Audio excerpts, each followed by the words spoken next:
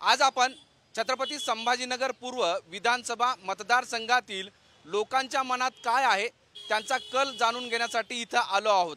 आपल्यासोबत या मतदारसंघातील वेगवेगळे दुकानदार, व्यापारी, उद्योजक, विद्यार्थी हे सगळेजण आहेत। त्यांच्या मनामध्ये काय आहे हे जाणून घेऊयात। काय सांगाल की तुमच्या मतदारसंघामधली आत्ताची स्थिती काय आहे? आमच्या मतदारसंघामध्ये आत्ताची स्थिती अशी आहे की पूर्व मतदारसंघामध्ये ठराविक भागामध्येच विकास कामे झालेली आहेत, जेणेकरून पूर्व मतदारसंघामध्ये विकासाची कामं झाली पाहिजे होते। ड्रेनेजची समस्या कायम आहे, रोडाची समस्या कायम आहे, प्लेग्राऊंडची समस्या कायम आहे आणि महानगरपालिकेच्या ज्या बंद पडलेल्या शाळा आहेत त्यासुद्धा शिक्षणापासून पूर्व मतदारसंघातील गरीब विद्यार्थी हे वंचित राहिलेले आहेत। आमदार साहेबांना वारंवार विनंत्या करून सुद्धा याकडे दुर्लक्ष झालेलं आहे आणि ज्या ठिकाणी आमदार सांचे जवळचे कार्यकर्ते आहेत त्या ठिकाणी फक्त विकास होतो, बाकीच्या ठिकाणी विकास होत नाही, असं आमचं स्पष्ट मत आहे। बरोबर, तुम्ही सांगितलं। मला सांगा की अतुल सावे हे राज्याचे गृहनिर्माण मंत्री आणि तुमचे आमदार आहेत, ते पुन्हा निवडून येतील का? हो, येऊ शकते ना इकडं। त्यांनी कारण की या साईडला फार विकास केलेला आहे, त्यांना पाण्याचा हे केलेला आहे। काय विकास केलेला आहे? पाणी नियोजन केलेलं आहे त्यांना, रस्ते केलेले आणि बरंच काही स्वरूप। बरोबर, हां। इथले जे आमदार आहे अतुल सावे, जे गृहनिर्माण मंत्री आहे, आमच्या मित्रांनी सांगितलं की विकास भरपूर झालेला आहे। मी त्यांना विचारतो आणि यांच्या माध्यमातून आमदार साहेबाला सांगतील का बाबा एक आठवडा 9 दिवसानंतर आम्हाला प्यायला पाणी येतो।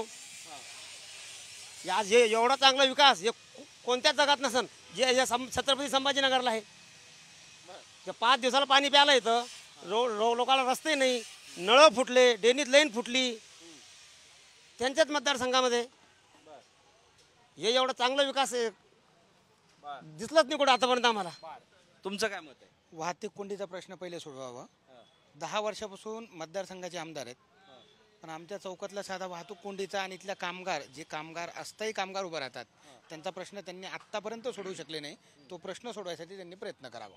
बरोबर, मग आमदार निवडून येतील का पुन्हा एकदा? येतील ना, येतील, ते लोकांच्या मनावर आहे ना। अच्छा, त्याने तुम्हाला काय वाटतं? तुमचा कल काय, तुमचं मत? आम्ही आता मिस्त्री आहेत, इथं नाक्यावर रोज उभा आहे। आम्हाला आता 3 वाजले तरी काम नाही, त्यांनी रोजगार दिला तर येतील। पण राज्य सरकार तर म्हणतं की कामगारांच्या हाताला काम देऊन, आता आम्ही आतापर्यंत 3 वाजेपर्यंत उभा आहे ना इथं, दिवसभर आम्हाला काम नाही अजून। जर आम्हाला काम भेटलं तर त्यांना मतदान करू। ओके, या मतदारसंघ आणखी काय काय समस्या आहे? साहेबांनी भरपूर विकास केलेला आहे पूर्व मतदारसंघामध्ये।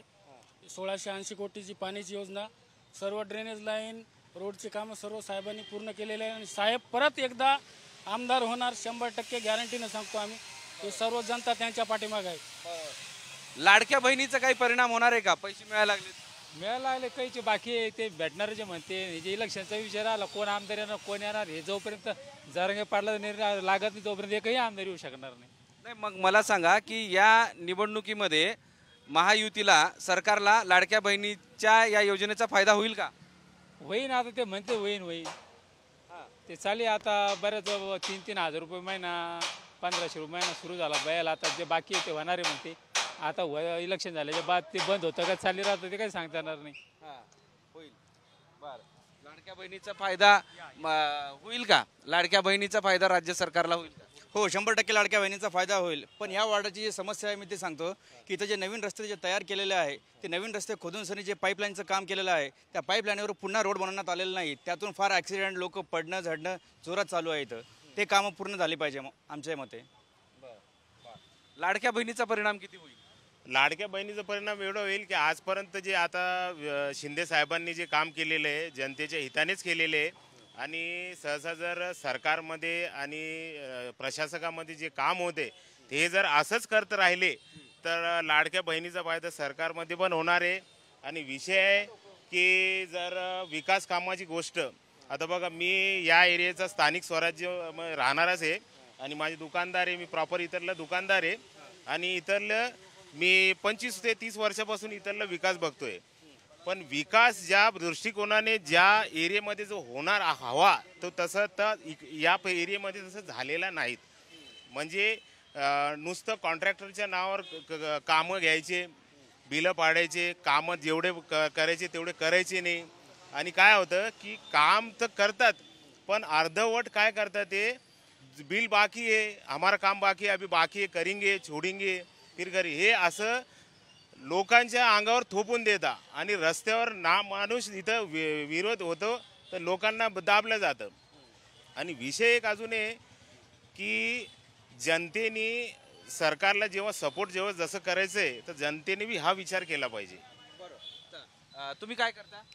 मी शिक्षण करतोय. बरं, या मतदारसंघाचे आमदार अतुल सावे तुम्हाला माहीतच आहे बरोबर, ते राज्याचे गृहनिर्माण मंत्री आहेत हे पण माहीत आहे. ते पुन्हा निवडून येतील का? नाही येतील निवडून. का? कारण कामच केले नाही त्यांनी, फक्त जवळच्या माणसाचेच कामं केलेले आहेत. आणि जे स्लम एरिया आहेत, जे दलित वस्तीमध्ये किंवा झोपडपट्टी एरियामध्ये काही कामं केलेले नाही त्यांनी. जे ऑलरेडी पहिलेच पॉश एरिया आहेत तिथंच त्यांनी काम केले डबल. तर जिथं प्रॉपर गरज आहे कामाची तिथं केली नाही. आत्ताचं जे सरकार आहे महायुती आणि महाविकास आघाडी, वेगवेगळे पक्ष फुटून तुटून झालेला आहे, त्याच्याबद्दल तुमचं मत काय? हे यांचं राजकारण आहे. हे राजकारणासाठी कोणत्याही धडीवर जाऊ शकतात हे लोक. तर यांच्यापासून सावध राहिलं पाहिजे.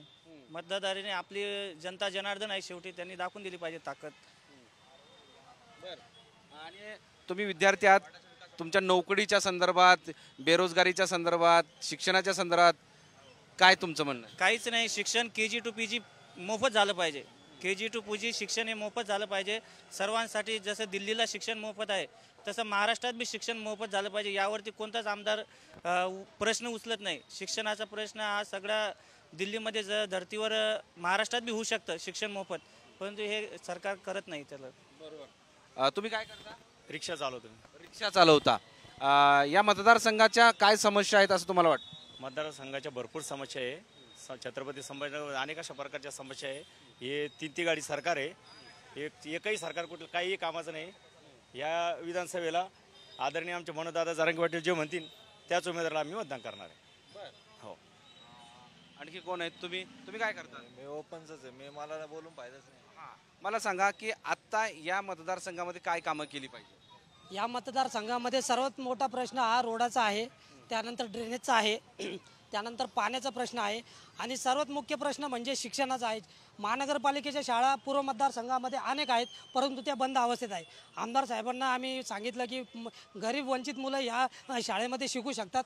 CBSE पॅटर्न या शाळा झाल्यात तर गरिबाच्या मुलांना शिक्षण मिळू शकतं, परंतु यावर विचार करतोय, बोलतोय, असेच प्रश्नाचे उत्तर आम्हाला मिळालेले आजपर्यंत. आणि आमदार साहेबांनी जर निवडून यायचं असेल तर स्थानिक रहिवासी जे आहेत पूर्व मतदारसंघातले गरीबातल्या गरीब जो व्यक्ती आहे त्यांच्या भेटीगाठी घेऊन त्यांना आश्वासन दिलं पाहिजे आणि सर्वात मुख्य म्हणजे त्यांचे कामं केले पाहिजे, तेव्हा ते निवडून येतील. नसता नवीन आमदार निवडून येण्याचे जास्त चान्सेस या मतदारसंघामध्ये सध्या सुरू आहे. बरोबर. आणखी कोण आहेत? हां, तुम्ही याच मतदारसंघात राहता ना? हो सर. काय काय समस्या आहेत? आमदार अतुल सावे पुन्हा निवडून येतील का? येतील सर. बऱ्याचशा समस्या पण आहे, काम पण चालू आहे. फक्त आता जे चालू आहे ना, लाडकी बहीण, लाडका भाऊ, अशा सुविधा नाकाराव्यात.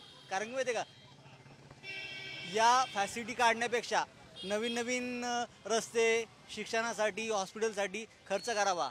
लाडकी बहीण योजना वगैरे जे पैसे वाटतात ते असे वाटू नये सरकारने, माझं म्हणणं असं आहे. धन्यवाद. या होत्या छत्रपती संभाजीनगर पूर्व विधानसभा मतदारसंघातील लोकांच्या प्रतिक्रिया.